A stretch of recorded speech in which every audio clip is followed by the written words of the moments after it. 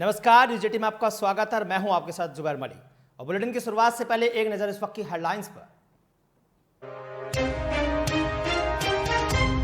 5 सितंबर को मुजफ्फरनगर में होने वाली महापंचायत पर पुलिस अलर्ट।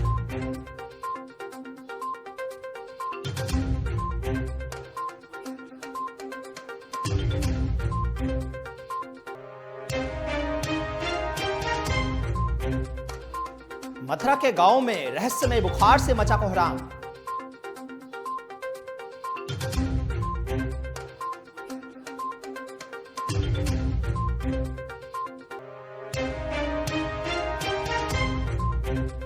वहीं बिजनौर में संपत्ति के विवाद में रिश्तों का कत्ल।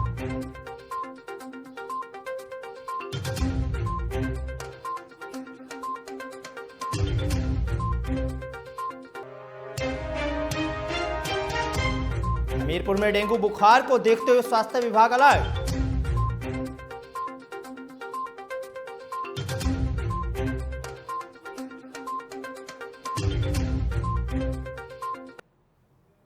और अब खबरें विस्तार से। यूपी के मुजफ्फरनगर में 5 सितंबर को जीआईसी कॉलेज के मैदान में होने वाली महापंचायत के लिए पुलिस अलर्ट मोड पर है।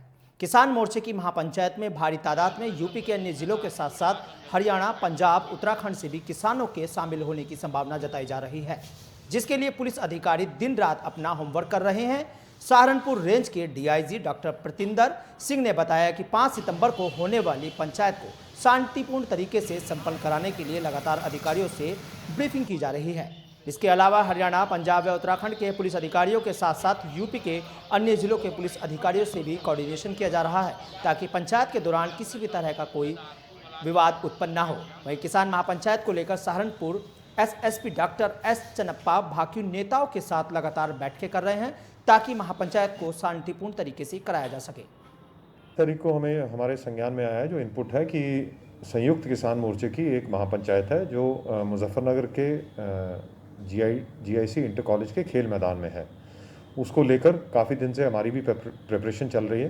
पुलिस डिपार्टमेंट की हमारे जितने भी सीनियर ऑफिसर्स हैं और जो हमारे एसपीज़ हैं, जिस जिस क्षेत्रों से किसानों को मूव करना है, हरियाणा या पंजाब के जो भी किसान आने हैं या हमारे जनपदों के भी जो किसान वहाँ पे मूव करेंगे, प्रदेश के जो किसान वहाँ पे मूव करेंगे, उनके लिए सभी एसपीज़ की आपस में कोऑर्डिनेशन मीटिंग्स हो रही हैं। और जो फोर्स हमें एक्स्ट्रा मुजफ्फरनगर में चाहिए वो फोर्स भी हमें अलॉट हो गया है। जो रेंज से फोर्स अलॉट होना था वो भी रेंज से भी हो गया, जोन से भी, और डीजीपी हेडक्वार्टर से भी जो फोर्स अलॉट होना था, और उसके लिए जो अतिरिक्त पैरामिलिट्री फोर्स पीएसी अलॉट होनी थी वो भी हो गई है। लगातार फोर्स की ब्रीफिंग चल रही है। हमारा ये प्रयास है कि आम जनमानस को भी वहाँ दिक्कत ना हो, किसी तरह का ट्रैफिक में व्यवधान ना हो और रूट प्रॉपर्ली डाइवर्टेड रहें। और जो अत्यधिक वहाँ पे गाड़ियाँ या वाहन या ट्रैक्टर ट्रॉलीज आएंगी, उनके लिए अलग से 5 जो पार्किंग स्थल हैं वो चिन्हित किए गए हैं। वहीं मथुरा के गांव में महामारी का कोहराम मचा हुआ है और अब तक 12 बच्चों ने अपनी जान गंवा दी है।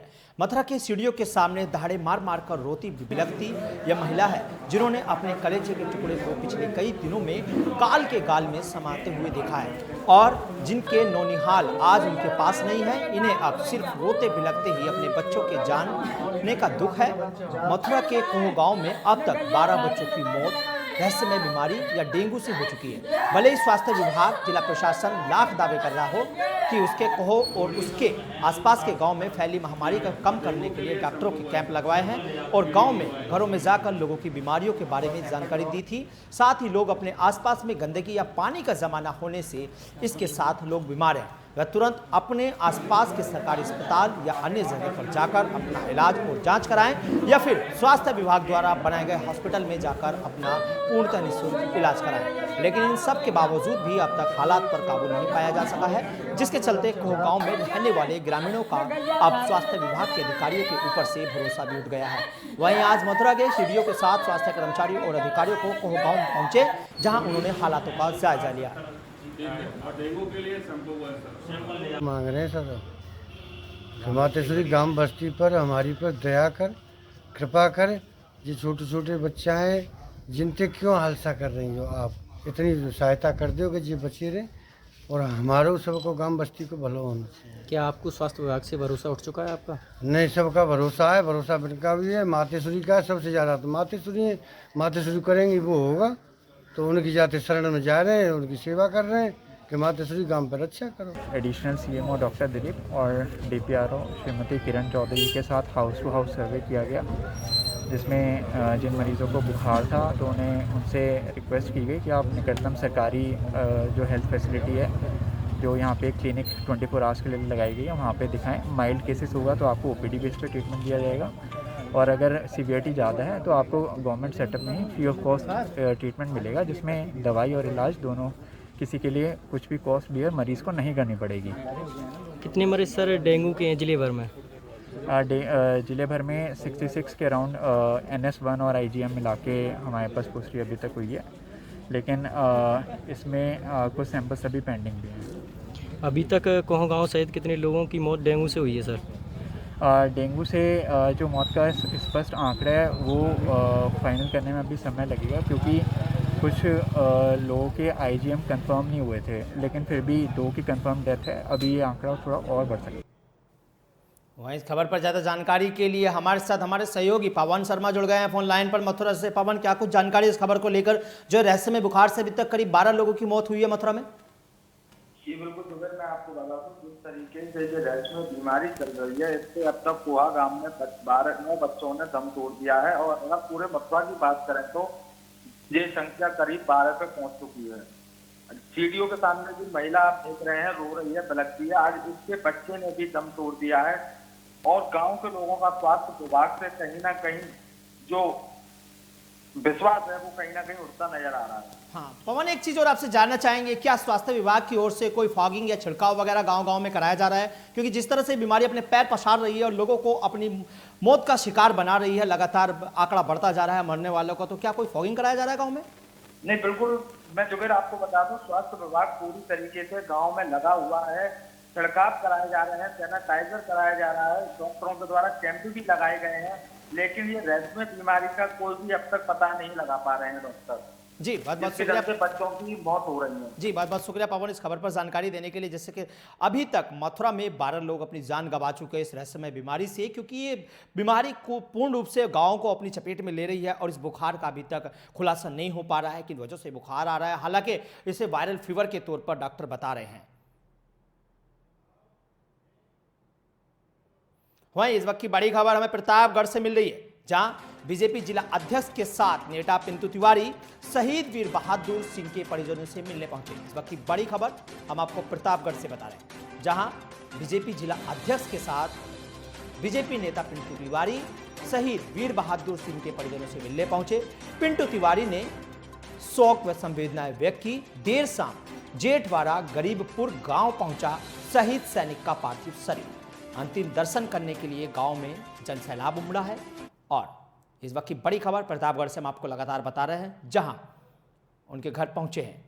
और इस खबर पर ज्यादा जानकारी के लिए अभिषेक हमारे साथ जुड़ गए। अभिषेक, क्या कुछ जानकारी है इस खबर को लेकर के, जैसे कि शहीद का शरीर जैसे उनके घर पहुंचा तो कैसा वहां पर माहौल था? जी, इस समय आपको बता दें कि प्रतापगढ़ के एक वीर शहीद वीर सपूत जो सेना में तैनात थे, मार्च ड्रिल के दौरान और शहीद हो गए, तो भाजपा जिला अध्यक्ष समेत भाजपा युवा नेता पिंटू तिवारी, युवा किसान मोर्चा के जिला अध्यक्ष विजय मिश्रा पहुंचे। तो पिंटू तिवारी ने परिजनों से मुलाकात की और कहा कि परिवार को जो कोई भी दुख तकलीफ होगी भविष्य में, उसके लिए मैं साथ खड़ा हूं। सैनिक के परिवार के साथ मैं खड़ा हूं और आगे भी परिवार की अनवरत मदद करता रहूंगा। परिवार को जहां भी जरूरत पड़ेगी। बड़ी संख्या में लोग अंतिम दर्शन को पहुंचे पार्थिव शरीर के, और आज सुबह जब अंत्येष्टि के लिए उनका शव निकला तो भारी जनसैलाब उमड़ पड़ा। हाँ, तो अभिषेक, कहीं ना कहीं जब कोई सैनिक शहीद होता है हमारा, तो कहीं ना कहीं ये बहुत दुख की घड़ी का समय होता है। तो आपसे जानना चाहेंगे, प्रदीप के सरकार की तरफ से कोई शहीद सैनिक के परिजनों को कोई सहायता राशि प्रदान की गई है? जी, यही तो दुर्भाग्य है, क्योंकि सेना का जो जवान है उसे हम आप शहीद ही कहते हैं, लेकिन सरकार की भाषा में वह शहीद नहीं माना जा रहा है। उसको शहादत का दर्जा नहीं मिल पाया है। मार्च ड्रिल के दौरान वह परेड के दौरान वह शहीद हुआ, लेकिन सरकार की पता नहीं किस तरह की नियम शैली है कि सेना पर ड्यूटी के दौरान जो भी अगर मृतक होता है तो उसको शहीद का दर्जा मिलना चाहिए, लेकिन सरकार के द्वारा जो शहीद के दर्जे का क्राइटेरिया रखा गया है उसमें भी शहीदों के साथ पक्षपात और छलावा होता है। अभी उसको शहीद का दर्जा नहीं मिल पाया। चलिए, बहुत बहुत शुक्रिया अभी से इस खबर पर जानकारी देने के लिए, क्योंकि देर शाम प्रतापगढ़ से एक खबर है, देर शाम जहां जेठरा गरीबपुर गांव शहीद का पार्थिव शरीर पहुंचा और हमारी संवेदनाएं भी शहीद सैनिक परिवार के साथ है, क्योंकि गांव में उनका जब पार्थिव शरीर पहुंचा तो उस समय उनका दर्शन करने के लिए गांव में एक जन सैलाब उमड़ गया और उनके घर पर जन सैलाब उमड़ने के साथ साथ उनके घर पर अंतिम शरीर के दर्शन करने के लिए दर्शकों का एक जन सैलाब उमड़ा और वहां पर बीजेपी के जो नेता है वो भी वहां पर पहुंचे हैं और उन्होंने उनके परिवार को संवेदनाएं दी है, कहा है कि हमारा पूरा हम आपके साथ हैं और संवेदनाएं हमारे आपके साथ है, क्योंकि शहीद सैनिक जो पार्थिव शरीर है अंतिम दर्शन करने के लिए गांव वालों का जन सैलाब वहां पर उमड़ा था। यह खबर आपको प्रतापगढ़ से बता रहे हैं। वहीं बिजनौर के बडवार इलाके में जमीनी संपत्ति के खातिर 3 सगे भाइयों ने अपने ही छोटे सगे भाई को लाठी डंडों से पीट पीट कर मौत के घाट उतार दिया। मृतक अमर सिंह 4 भाइयों में सबसे छोटा भाई था और वो अपना मकान बना रहा था, लेकिन 3 बड़े भाइयों को मकान बनाने पर ऐतराज था, जिसे लेकर भाइयों का आपस में विवाद हो गया और बड़े भाइयों ने छोटे भाई अमर सिंह की हत्या कर दी। घटना की सूचना पाकर मौके पर पहुंची पुलिस ने तीनों हत्यारों को गिरफ्तार कर लिया है, साथ ही सबको कब्जे में लेकर के पोस्टमार्टम के लिए भेज दिया। पुलिस बाकी फरार आरोपियों की तलाश में जुटी है। सगे भाइयों के मध्य जमीन को लेकर के विवाद हुआ जो है उसमें एक अमर सिंह, उनके जो सबसे छोटे भाई थे 4 भाइयों में, उनके 2 बच्चे वहां पर अपना मकान बना रहे थे। दीवार खड़ी हो गई है, केवल छत लगना शेष था। इनके अन्य 3 भाई उसका विरोध कर रहे थे। आज उसी को लेकर के जो है झगड़ा हुआ, जिसमें अमर सिंह को जो है 3 बड़े भाई और उनके लड़कों ने जो है लाठी डंडों से मारा, धक्का दिया, जिससे उनको चोटें काफ़ी आईं और फिर उनको जो है वहाँ से अमर सिंह को उनके बच्चे और परिजन लेकर के प्राइवेट अस्पताल में गए 2 जगह, वहाँ इलाज नहीं हुआ। इसके बाद फिर उसको सरकारी अस्पताल पे ले आए, जहाँ इनका दौरान इलाज जो है इनकी मृत्यु हो गई जो है। इसमें इनके द्वारा जो है तहरीर दी गई है 6 लोगों के विरुद्ध जो है, इसमें 6 लोगों के विरुद्ध जो है अभियोग पंजीकृत करके इसमें विवेचनात्मक कार्रवाई की जा रही है। शव का पंचायतनामा भर के पोस्टमार्टम के लिए भेजा गया है। वहीं इस खबर पर ज़्यादा जानकारी के लिए बिजनौर से हमारे सहयोगी महेंद्र सिंह हमारे साथ जुड़ गया। महेंद्र, क्या कुछ जानकारी है इस खबर को लेकर, क्योंकि जो 4 भाई थे उनमें आपस में विवाद हुआ और सबसे छोटे भाई को 3 भाइयों ने मिलकर जो ये पूरा मामला का वारदात को अंजाम दिया है मारने की, तो क्या कुछ पूरा मामला था ये? महेंद्र, क्या कुछ पूरी जानकारी है इस खबर को लेकर के आपके पास, जो ये 3 भाइयों ने मिलकर के अपने सबसे छोटे भाई को मौत के घाट उतारा है जमीनी विवाद को लेकर के?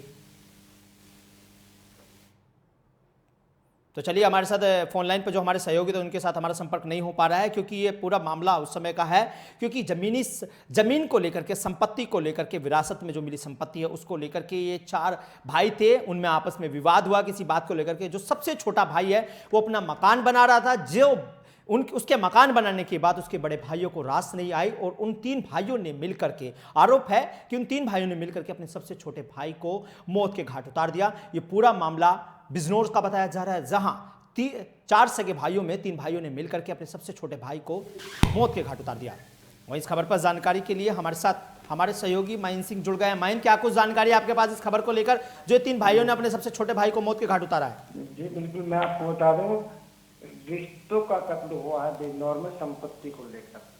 3 भाइयों ने एक भाई को जी सारे रात जमकर पीटा है और पीट पीट के इतना अधभरा कर दिया कि उसे अस्पताल में जाना पड़ा, जहां पर उपचार के दौरान उसकी मौत हो गई। मामला पूरा ये है कि धामपुर थाना क्षेत्र का मामला है, बड़वार इलाके का मामला है, जहां पर ये शख्स अपना मकान बना रहा था और 3 भाई इसका विरोध कर रहे थे, जिसको लेकर पूरी घटना घटी है। मामला इतना बढ़ जाता, बातचीत होती है, फिर इसको रोका जाता है मकान बनाने, इसलिए अब ये नहीं मानता है तो तीनों भाई एक साथ इस पर हमला कर देते हैं और जमकर इसका मारपीट करते हैं। मारपीट में बुरी तरह घायल हो जाता है, जिसको अस्पताल में भर्ती कराया जाता है, जहां पर इलाज के दौरान इसकी मौत हो गई है और परिजनों ने तीनों लोग खिलाफ। महेंद्र, क्या पुलिस ने अभी कोई कार्रवाई की है? मामले की जांच में जुट गई है। महेंद्र, क्या पुलिस ने इसमें कोई, इस पूरे मामले में महेंद्र अभी कोई कार्रवाई की है? जो कि आरोपी हैं तीनों, इन पर कोई कार्रवाई की गई है?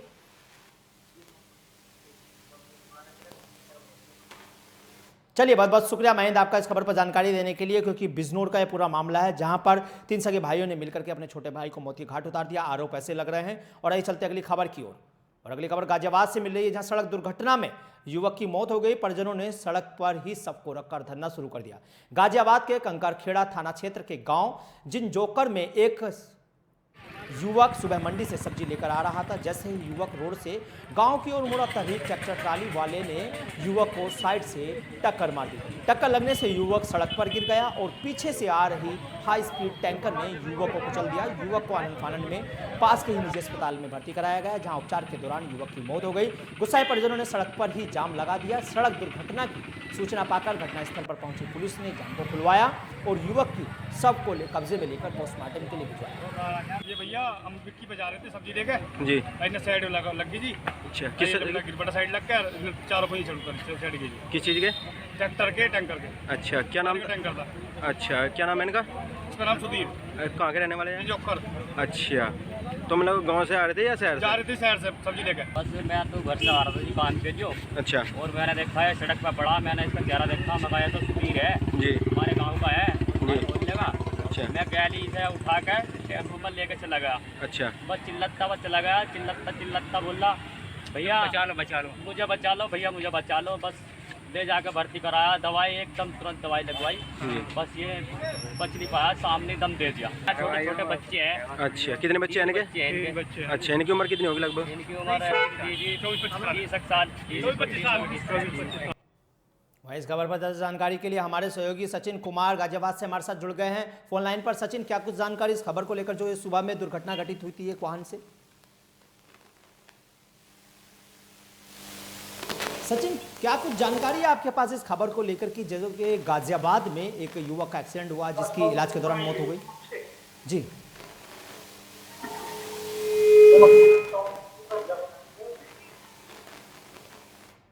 तो सचिन से हमारे साथ संपर्क नहीं जुड़ पा रहा है, क्योंकि गाजियाबाद में एक्सीडेंट से एक युवक की मौत हो गई जिसके इलाज के दौरान मौत हो गई थी। क्योंकि ये पूरी दुर्घटना उस समय हुई है जब युवक मंडी से सब्जी लेकर आ रहा था और इसी दौरान उसकी मौत हो गई।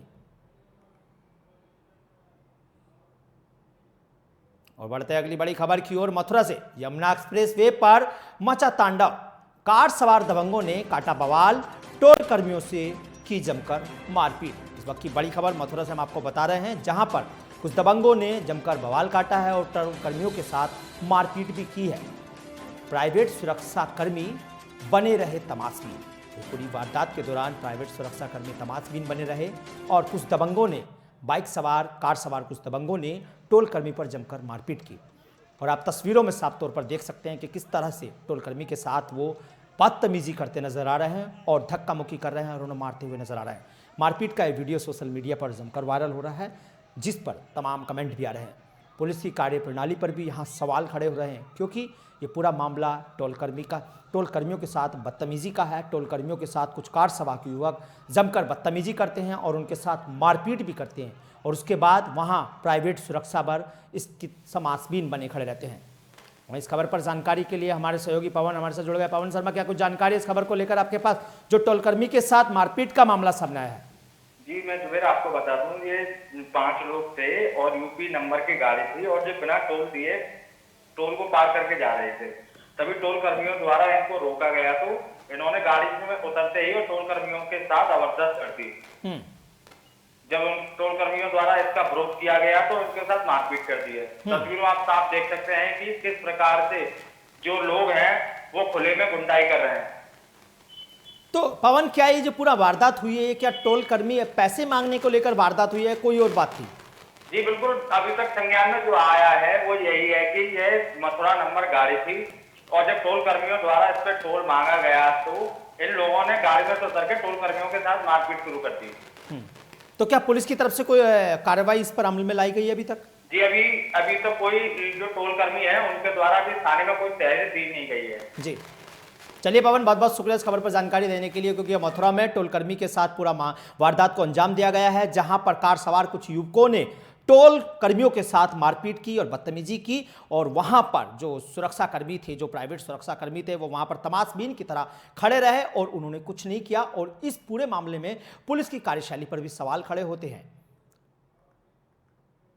वहीं ये बढ़ते अगली खबर की ओर। यूपी के हमीरपुर जिले में डेंगू बुखार तेजी से अपने पैर पसार रहा है, जिसको देखते हुए स्वास्थ्य विभाग भी अलर्ट जारी कर दिया गया है। विभाग ने वार्ड बनाने के साथ ही CMS के निर्देश पर लोगों को डेंगू बुखार से बचाव के लिए जागरूक भी किया है। डेंगू से जिले में कई लोग पीड़ित हो चुके हैं, जिनका जिला अस्पताल में इलाज चल रहा है।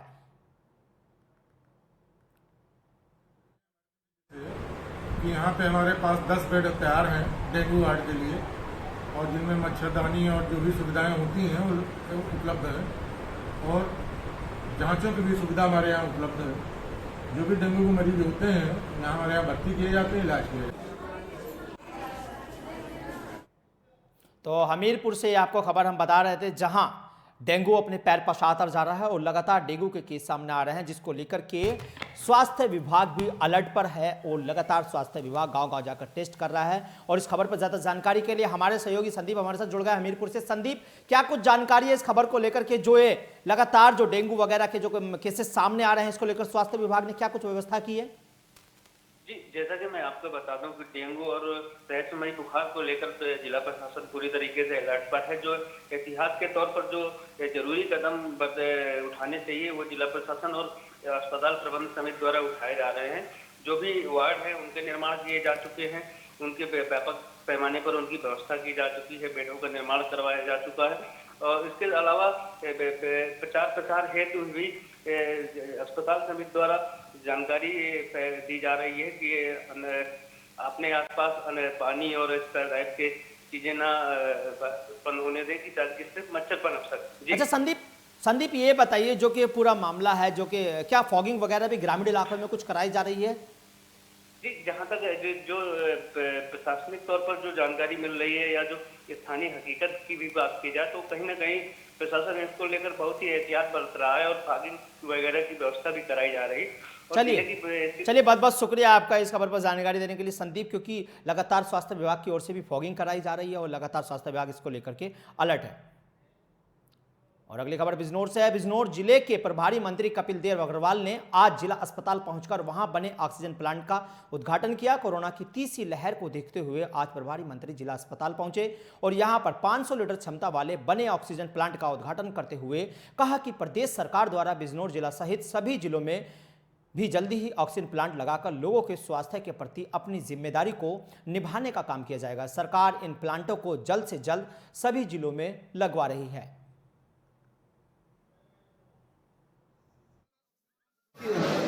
उसी के अंतर्गत आज दूसरे प्लांट का उद्घाटन यहाँ पर हुआ है, जिसकी 500 लीटर प्रति मिनट की क्षमता है और एक बड़ा ये ऑक्सीजन प्लांट इस बार आज हुआ। मुख्यमंत्री के निर्देश है कि ऐसे प्रत्येक जनपद के अंदर, प्रदेश भर के प्रत्येक जनपदों में इस प्रकार के कम से कम 1 प्लांट, 2 प्लांट, 5 प्लांट जैसी आवश्यकता हो वैसा वहाँ पर लगाया जाए।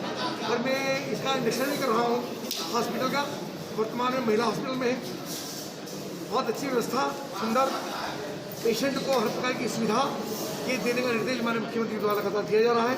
और हमको लगता है कि सामान्य जो शिकायतें पेशेंट के द्वारा हॉस्पिटल के प्रति रह दी और वे न्यूनतम तो नहीं हुई, मतलब समाप्त तो नहीं हुई पर न्यूनतम हुई, यानी जो शिकायतें 100 दी थी और शिकायतें घट करके 10 आई, यानी काफ़ी लेवल चिकित्सा सुविधा का सुधरा है, इम्प्रूव हुआ है और डॉक्टर की पूरी टीम कॉपरेशन के साथ काम है। और इस खबर पर ज्यादा जानकारी के लिए हमारे सहयोगी महेंद्र हमारे साथ फोन लाइन पर जुड़ गया। महेंद्र, क्या कुछ जानकारी आपके पास इस खबर को लेकर, जैसे कि कपिल देव अग्रवाल प्रभारी मंत्री हैं बीजेपी के, जिन्होंने आज मैं आपको बता दूं कोरोना की तीसरी लहर से निपटने के लिए स्वास्थ्य विभाग ने अपने कमर कस ली है। जैसे कि पहले और दूसरी लहर निकली है उसमें ऑक्सीजन की काफी दिक्कत आई है, जिसको लेकर यहाँ पर मरीजों की काफी मौत हुई थी। इसी को लेकर तीसरी लहर को अनदेखा देखते हुए स्वास्थ्य विभाग ने जिला अस्पताल में एक ऑक्सीजन प्लांट लगाया, जिसका आज प्रभारी मंत्री कपिल देव ने उद्घाटन किया है और स्वास्थ्य विभाग किसी भी स्थिति में पूरी तरह तैयार है। चलिए बहुत बहुत शुक्रिया आपका इस खबर पर जानकारी देने के लिए महेंद्र सिंह। जैसे कि प्रभारी मंत्री ने बीजेपी के बिजनौर में ऑक्सीजन प्लांट का उद्घाटन किया है।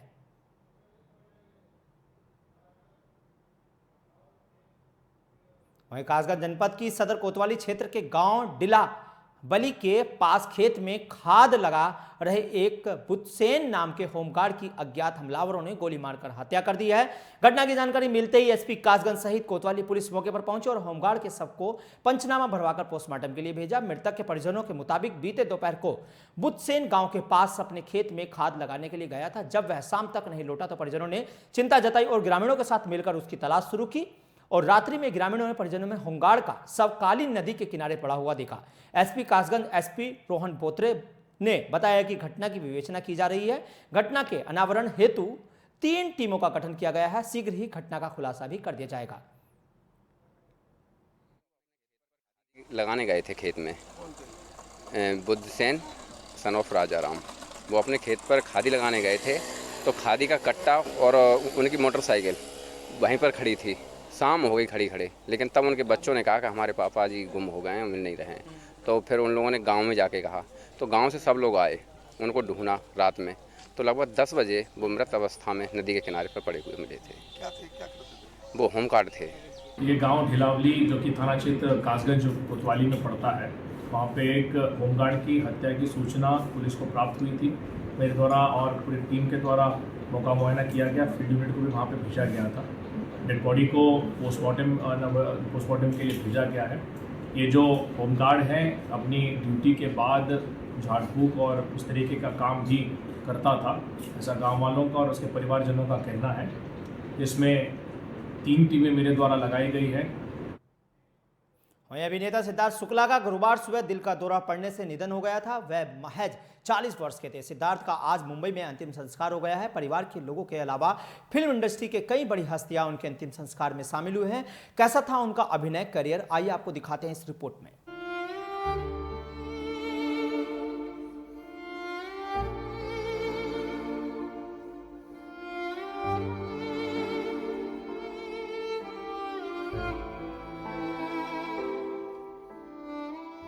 अभिनेता सिद्धार्थ शुक्ला का गुरुवार को हार्ट अटैक से निधन हो गया।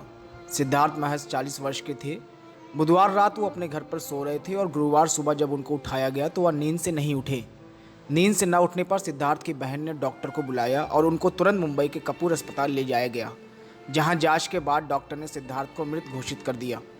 बताया जा रहा है सिद्धार्थ ने बुधवार रात अपनी मां से बेचैनी होने की बात कही थी, जिस पर उनकी मां ने पानी पीकर सोने को कहा था। सिद्धार्थ ने सोने से पहले कुछ दवाइयां भी ली थी, लेकिन अब तक यह नहीं पता चल सका है कि वह दवाइयां कौन सी थीं। सिद्धार्थ शुक्ला का जन्म 12 दिसंबर 1980 में मुंबई में हुआ था। वो एक बेहतरीन एक्टर, मॉडल और होस्ट थे। उन्होंने अपने करियर की शुरुआत साल 2008 में बाबुल का घर छूटे ना सीरियल से किया था।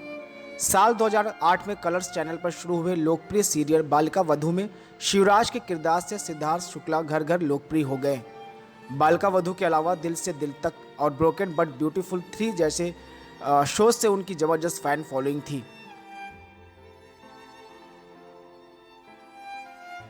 इन टीवी सीरियलों और शोज में कामयाबी मिलने के बाद उनके करियर को नई उड़ान मिली। सिद्धार्थ शुक्ला ने साल 2019 में बिग बॉस के 13वें सीजन में पार्टिसिपेट किया था और विनर ट्रॉफी के विजेता भी बने थे। बिग बॉस की विजेता ट्रॉफी जीतने के बाद सिद्धार्थ की पॉपुलैरिटी और ज्यादा बढ़ गई थी। Bureau report, news 18।